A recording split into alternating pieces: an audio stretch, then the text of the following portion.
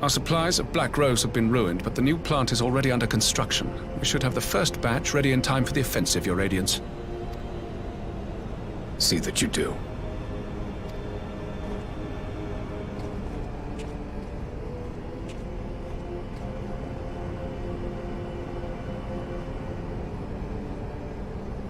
Ah, yes, the infamous Black Rose. If I recall correctly, Gaius did not much care for the invention.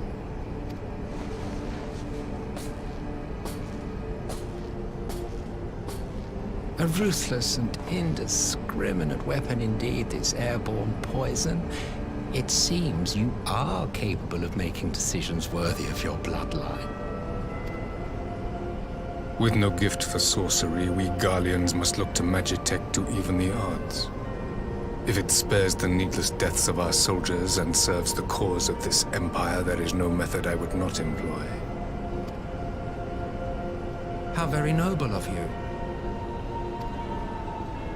Truly, though, I must commend you for embracing your role as Emperor. You play the part of the determined ruler well. Sometimes even I catch myself believing.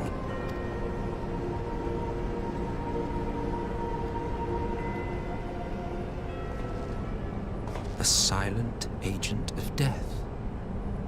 Now that I think on it, Black Rose may well possess the perfect aspect. Slowly but surely, the deluge of light has worked upon the ether here in the source, and the gas should be most susceptible to its influence. Well, I shall leave you to your own devices. Go forth and bloody the land with your grand and glorious war.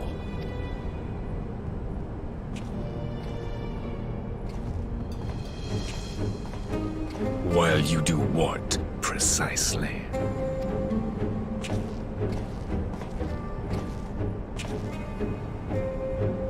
Need you ask? I will be doing what all Ascians do.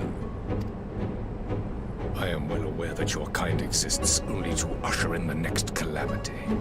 But you seem oblivious to the harm your singular agenda causes to the Empire. You cannot have forgotten the events which followed your mortal demise.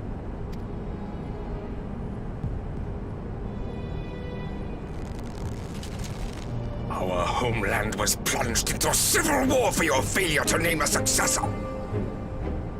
The edifice you so carefully constructed was but a hair's breadth from collapse.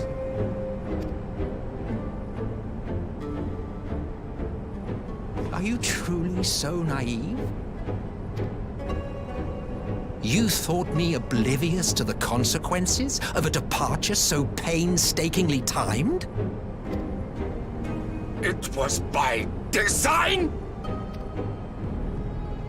Well, of course it was. Though I will admit the resulting panic exceeded even my wildest expectations. But how can you be surprised? Throwing the world into disarray was the very purpose for which this nation was, as you say, so carefully constructed.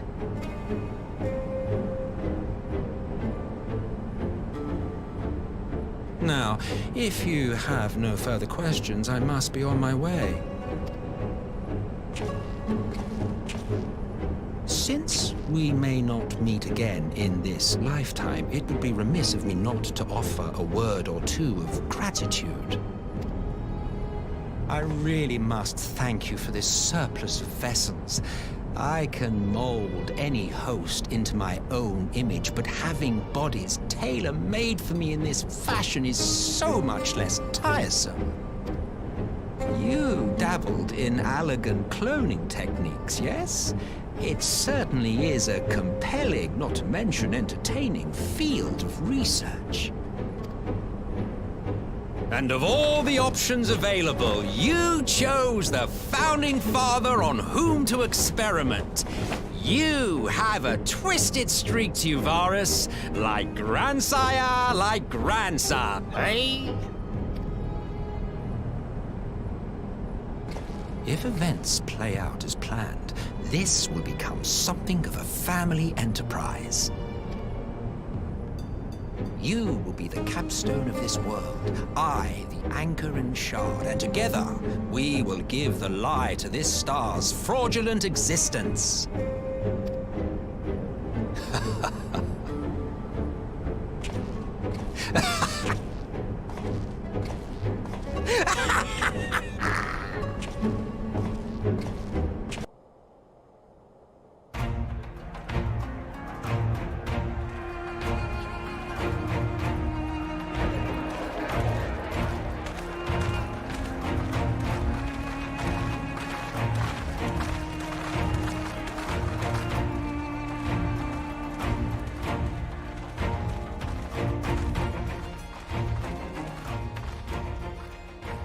Welcome back, you two. Greetings, Lord Here. Glad you could join us. Glad to be here. I would have come sooner, where our own defense is not in question, but I am pleased to report that our soldiers are assembling for deployment to Alamigo as we speak. We're grateful for your support. Thanks to the efforts of our allies, it won't be long before we've established defensive positions on this front as well.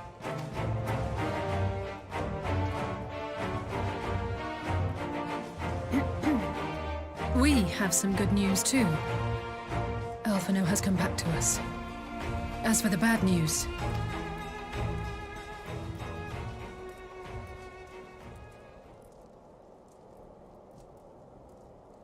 So, Alphino won't wake up. Gaius van Baelsar is alive and hunting Ascians, and the Empire is planning to poison us all with toxic gas. Does that sound about right? Ordinarily, any one of those things would have left me in shock. But the way things have been lately, it's all starting to seem pretty normal. Getting back to your report, are we sure this Black Rose is the weapon Maxima was talking about? It fits the description. And it seems we have Alphino to thank for sparing us an early demonstration of its effectiveness. I have a feeling this won't be the last time his bravery in the Empire will serve us here in Eorzea. The threat of an unknown weapon has had us all on edge. But now that we know what we're dealing with, we can take steps to defend against it. As for Gaius, I'm not sure what to think. Am I happy he's alive? Not in the slightest. Am I happy he's hunting Ascians? Aye, I'd have to say I am. Oh, speaking of Garleans you didn't expect to see, we have a tale of our own, as it happens. When we sent envoys to the Imperial Army to request talks, they returned with the message that Varus Zos Galvus would be attending. The Emperor himself. Well, Varus did sanction the Popularis peace mission. But knowing that an Ascian walks in his son's skin, I do not see how we can trust him or anyone from that nest of vipers. The Alliance would proceed with negotiations regardless, if only to give ourselves more time to prepare. We do, however, require your cooperation. Right. Yes. So, as a condition for the talks to go forward, the Empire has requested that a member of the Scions be present. There'll be a representative from each Alliance nation, of course, but I'm afraid we have to ask that you come along too.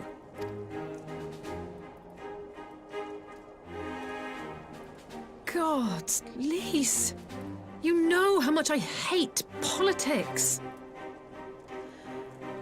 But then, what choice do I have? Alphino and the others aren't going to do it.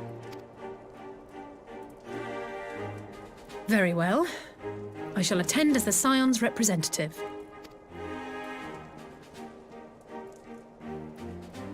In case you're wondering why I didn't ask you, the Empire also requested the presence of Eorzea's champion.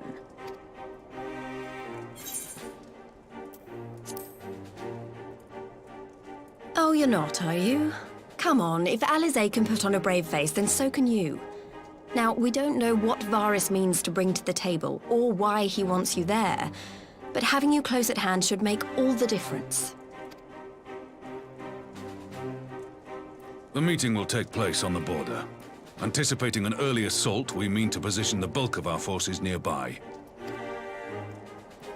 The Alliance leaders should already be on their way. Once you're ready, we can head out and join them.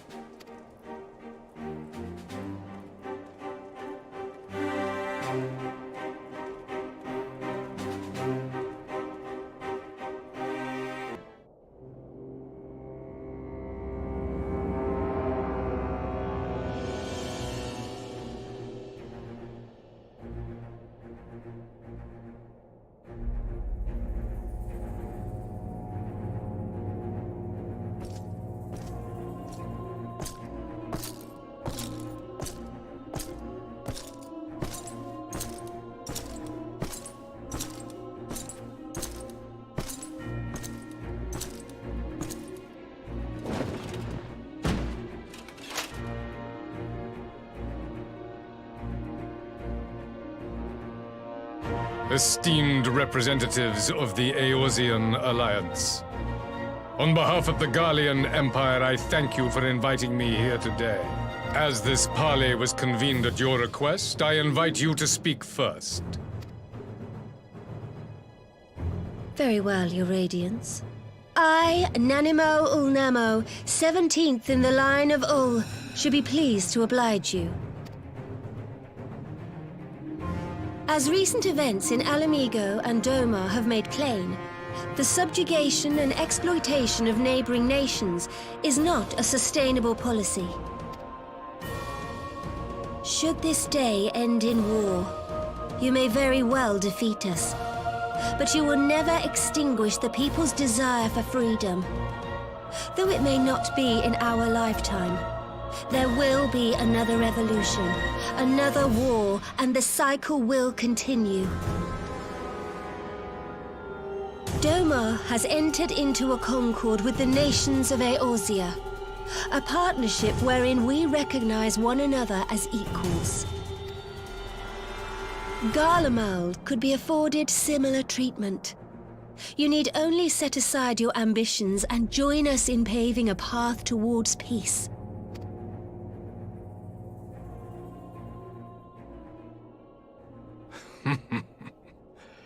You will not win me over with sophistry, Your Grace. As you know only too well, this alliance lacks the strength to keep the peace within its own borders. Even now, your struggles with the Beastmen continue unabated.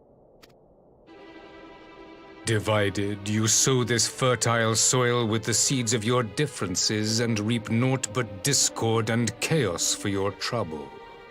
Eorzea must be united under one leader, one purpose. I would offer you both and bring an end to your strife. With all due respect, Your Radiance, the only thing that you offered the people of Alamigo was fear and hopelessness. The citizens of Dorma can also attest to the meager arms of Imperial rule. There is no purpose to be found in a life of oppression, each day more uncertain than the last. Our people are willing to die for their freedom. A great many already have, and countless more will, if we don't put an end to this madness here and now.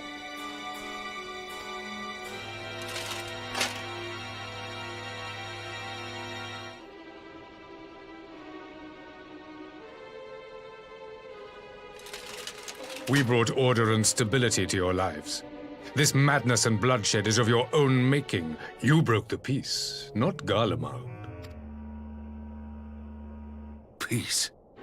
Order. You kill our peoples, despoil our lands, take everything that is ours. And what? You expect us to lick the boot that grinds our faces into the dirt?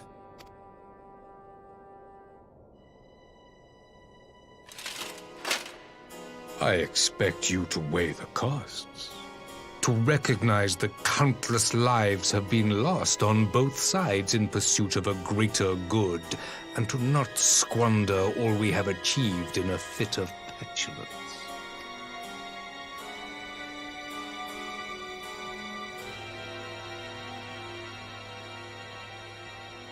Your Radiance.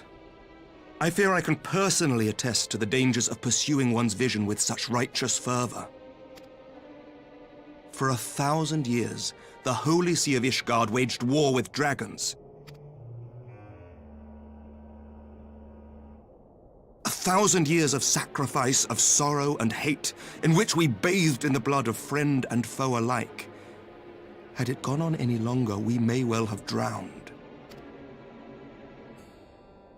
Yet we have chosen to raise ourselves out of this bloody spiral, and have since made peace with our former enemy.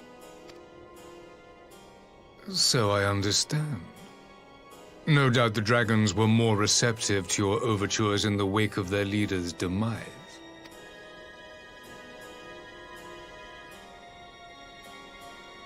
You speak of peace, yet use war to achieve it. Your father would not have bothered to obscure his intent with honeyed words. He understood that strength is all that matters in the end.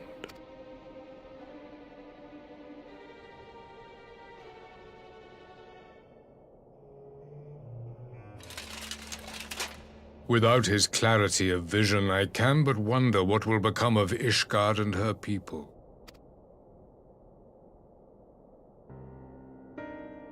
There was a time when Garlemald, too, lacked a leader of conviction. Weak and unable to wield magic, we were at the mercy of the strong from whom we sought refuge in the bitter cold of the north. Were it not for the discovery of ceruleum and the subsequent development of magitech, we might never have gained the power to take back that which was rightfully ours.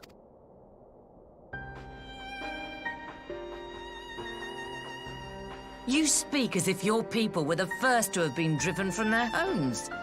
Limsa Lominsa was built by wayward souls in search of a place to call their own. On the shores of Vilbrand we found it, and from those humble beginnings did we grow and flourish. And all without robbing our neighbors of their liberty.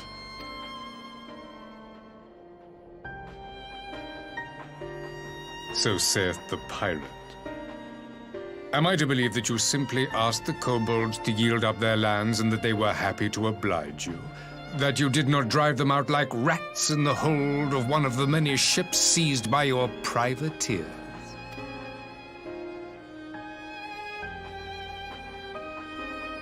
I will concede that after centuries of exile, reclamation may be mistaken for invasion. Nevertheless, it is not. And those who till stolen soil have no right to object when cast out in turn.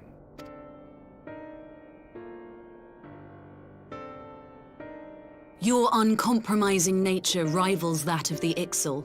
They too lament circumstances which they themselves perpetuate. Were they but to embrace peace, we would welcome them with open arms. Indeed, some few have done just that, and now receive of the 12's Wood's bounty. Would that your people might learn from their example.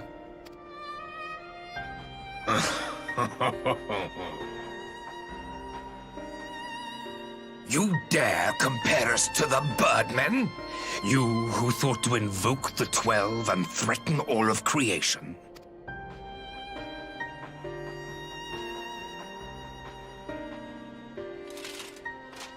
I came here in the hope of finding some speck of common ground, but I see now these discussions will accomplish nothing.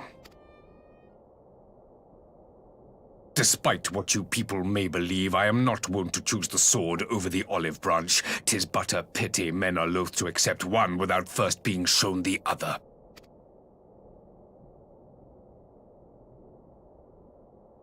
Wait! I beg you. This meeting was supposed to be a chance to find a way forward together, not to bemoan the missteps which brought us here. Please. If you truly consider violence a last resort, there must be a way we can come to an agreement.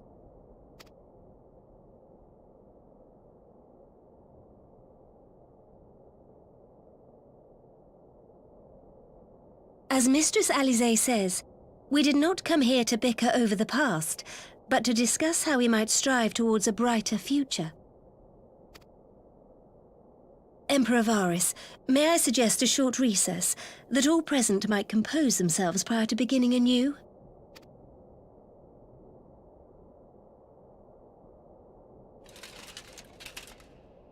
Very well. I pray this intermission will suffice to move these talks in a more constructive direction.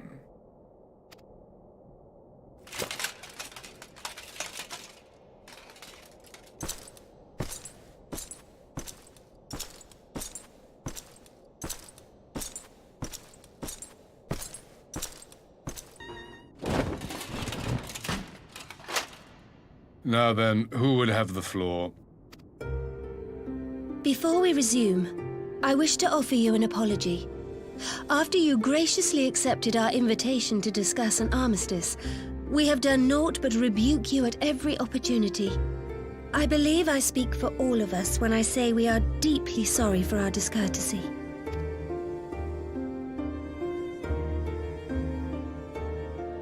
I'll admit your familiarity with our affairs surprised me, and served to remind me how little I know of yours.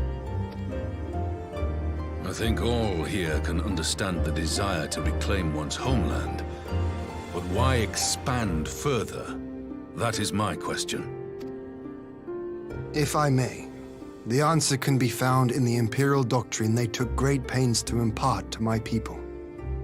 Recognizing the threat icons posed to the world, Solus Zos Galvus decreed that they were to be eradicated. To this end, he began a campaign to unite all lands under the Garlean banner. Or so we were taught. Yet the Emperor only reached the burn, the barrens said to have been laid waste by icons, after conquering all the lands that lay between. What is more, I am quite certain the practice of summoning was not nearly so widespread in the days before the Empire's founding. When you put it like that, it all starts to sound like an excuse, doesn't it? But to distract from what? Why are you really waging this war?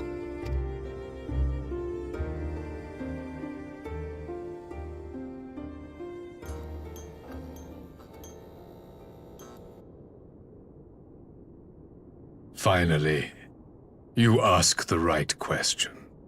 I can but hope you heed mine answer and at last accept the righteousness of our cause.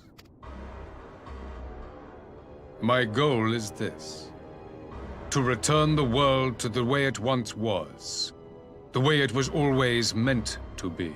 In doing so, mankind will be made whole once more.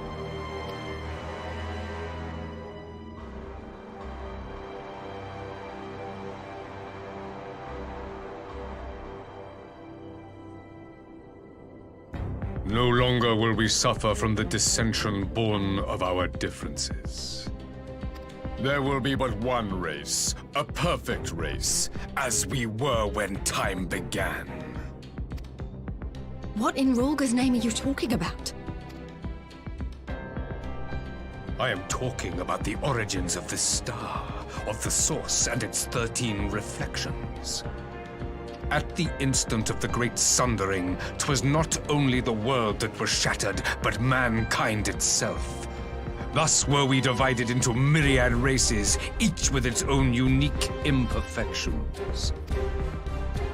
That is why man looks upon his neighbor and feels fear and hatred, why he wages war, why he kills his brother.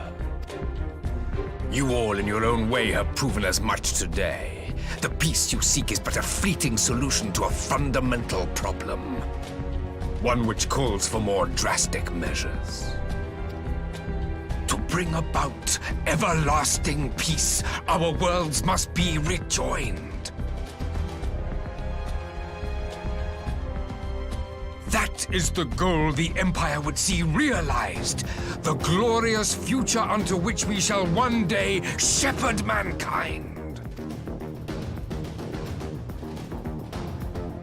A rejoining of worlds.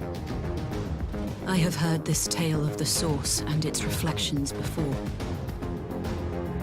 Are these not the selfsame desires as the Ascians? Emperor Varys, do not trust in their words. They will lead you to your doom. My father thought to use them, but in the end he succumbed to their temptations. He embraced summoning like so many other pawns before him. Do not tell us you mean to do the same.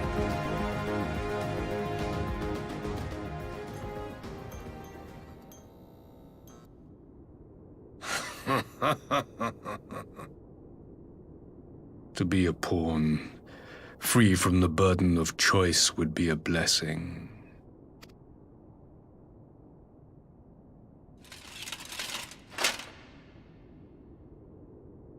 But I forswore that privilege the day I learned that the Garlean Empire was built by the hand of an Ascian.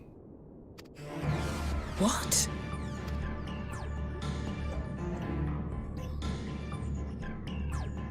Yes. My grandsire, the former emperor, is of their number. And who better to build an empire capable of bringing about the calamitous change we desire? Would you condemn me for this alliance? For bowing to the will of these shadowy masters, when the prize is true and lasting peace?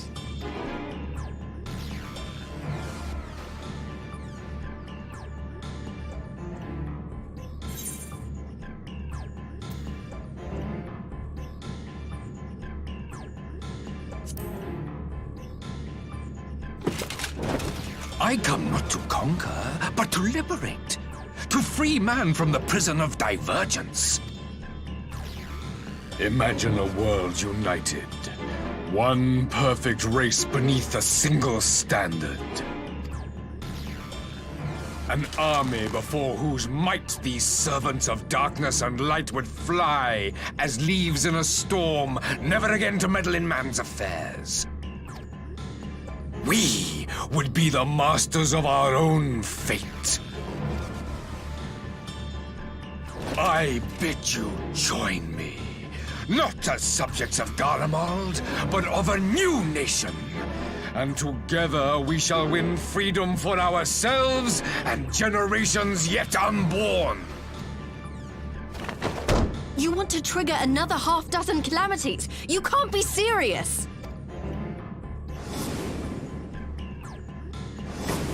Have you forgotten how many died? There will be no one left. Do you truly imagine we would aid you in your bloodletting? It is unthinkable! Unconscionable!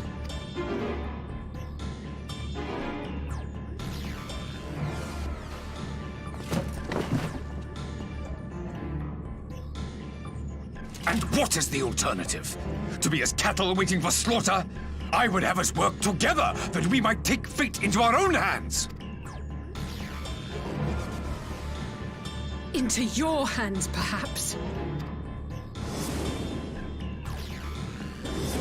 But what of the other worlds, your radiance?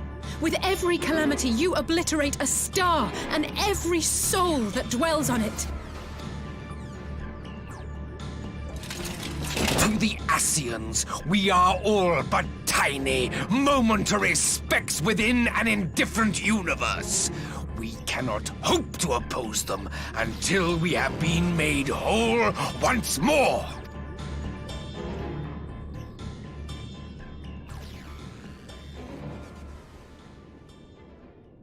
Are these truly the words of Garlemald's ruler? The flaws and foibles which you so abhor are what make us who we are. Every nation, even yours, Emperor Varys, is made whole through the combination of these imperfections, the strengths of one compensating for the weaknesses of another. While it is true that man succumbs all too often to anger and avarice, he may yet overcome his baser instincts through the forming of bonds with others, fostering community and cooperation. That the protector of an empire should not only reject these fundamental truths, but seek to change them at so dear a cost to life is indefensible. Such a man is not fit to govern.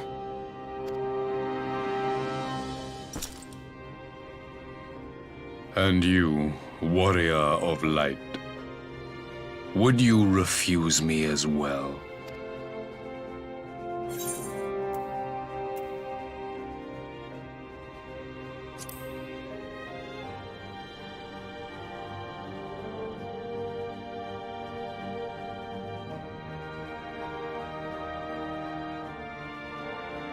It would seem the Alliance is of one mind on this matter.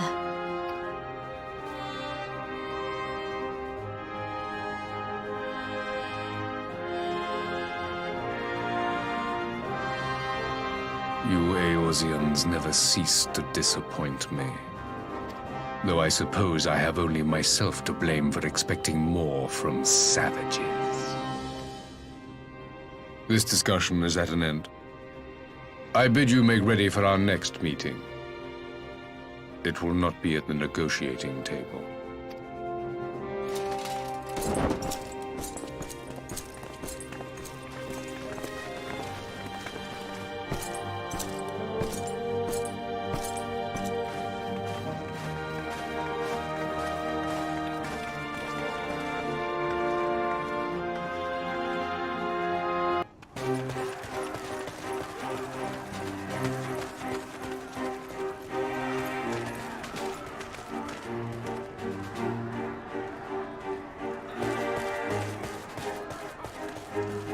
I'm not sure what I was expecting from our meeting with the Emperor, but it wasn't that. Still, at least we know now what he's really after. Aye, a future built on a mountain of bodies. I too want the Ascians dead, but not at any cost. The last of the reinforcements from Dorma arrived not long ago. I pray it will be enough. Given the Emperor's stated goal, this is a battle we can ill afford to lose.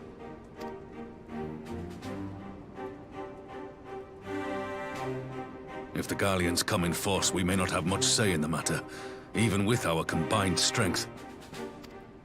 We knew from the first that the odds would be against us. But if there is even the slightest chance of victory, we must do everything in our power to seize it.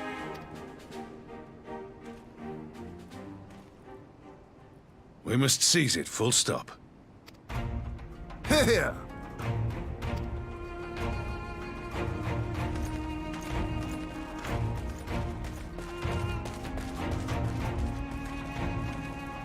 The two of you are to join an irregular unit and support the main host. I won't bother asking if you're minded to fight.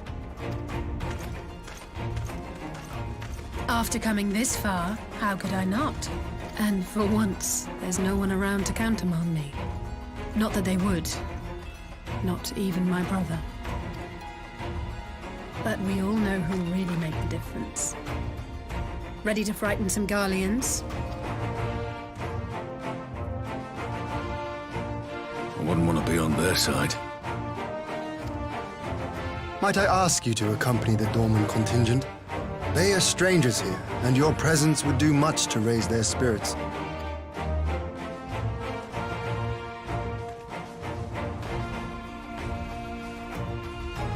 We would be honored. When our people stride out with you in their midst, I dare say the Eorzeans will feel an ilm taller themselves. High spirits have a way of spreading. What I wouldn't give to join you. But my duties as field commander will not allow it. I'll leave the front lines in your capable hands.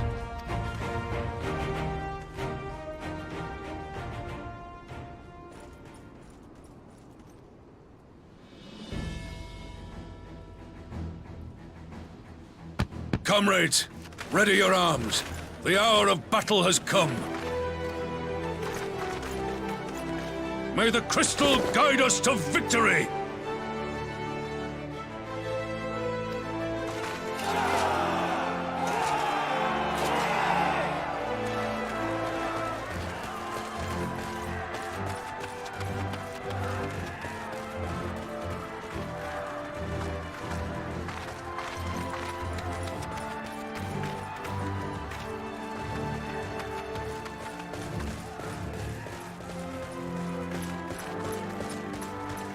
Since the others couldn't be here, we'll have to fight twice as hard.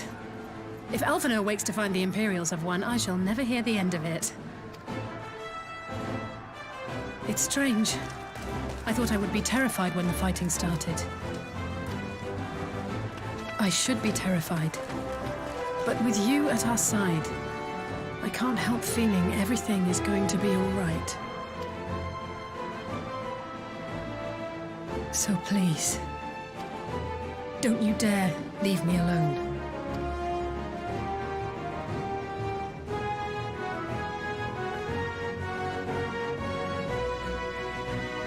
No matter what happens, we have to survive together.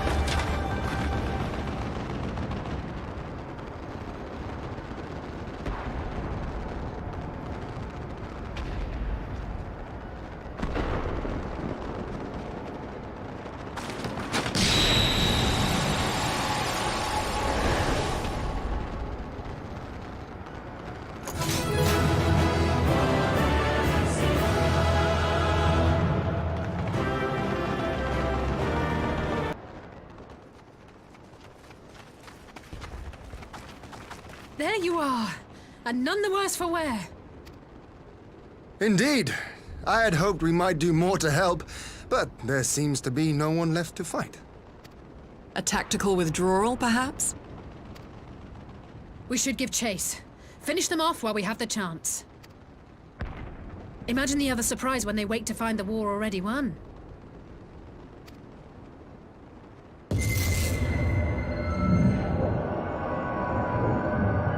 The light will expunge all life. Only you can forestall the calamity. Throw wide the gates. No! Not like...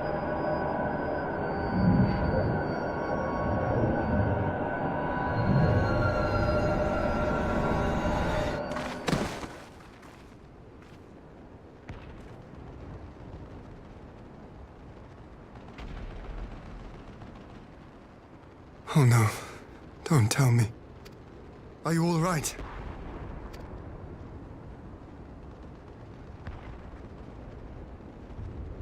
Quickly! We must get her back to the encampment.